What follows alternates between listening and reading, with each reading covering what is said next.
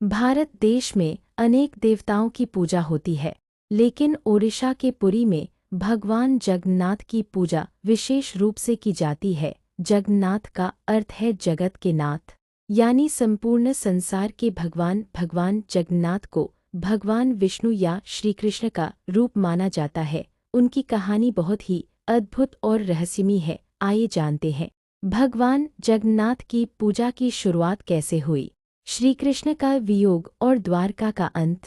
जब श्री कृष्ण का देहांत हुआ और द्वारका नगरी समुद्र में समा गई, तो उनके अंतिम अवशेष श्री कृष्ण का हृदय एक लकड़ी के टुकड़े के रूप में समुद्र में बहता रहा। इसे नीम की दिव्य काष्ठ कहा गया। यह लकड़ी पुरी के तट पर बहकर आ गई। राजा इंद्रद्युम्न का स्वप्न। पुरी के राजा इंद्रद्युम्न एक महान भक्त थे। उन्होंने स्वप्न में देखा कि भगवान स्वयं एक विशेष नीम की लकड़ी के रूप में धरती पर आए हैं, जिससे उनका रूप निर्मित किया जाना है।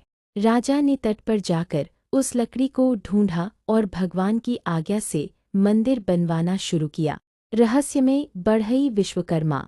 एक वृद्ध बढ़ई मंदिर में भगवान की मूर्तियां बनाने आया। उसने एक शर्त रखी, मैं दरवाज़ा बंद करके मूर्ति बनाऊंगा जब तक कार्य पूरा न हो, कोई अंदर न झांके।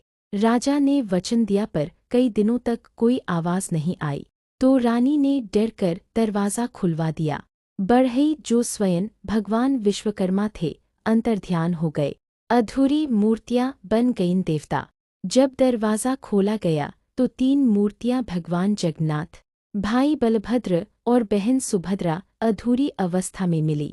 परंतु एक दिव्य आकाशवाणी हुई, हे राजा, यही हमारे सच्चे रूप हैं, इन्हीं रूपों की पूजा करो।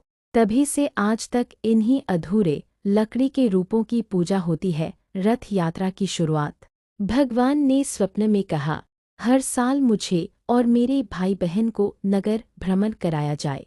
इसी आज्ञा से पुरी की प्रसिद्ध रथ यात्रा की शुरुआत हुई, जिसमें 3 विशाल रथों में तीनों देवताओं की सवारी निकलती है। लाखों भक्त इस यात्रा में भाग लेते हैं। जगन्नाथ का अर्थ और विशेषता।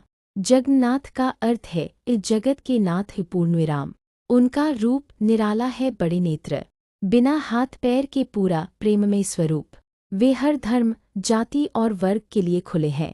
उनकी पूजा में किसी भेदभाव की गुंजाइश नहीं है।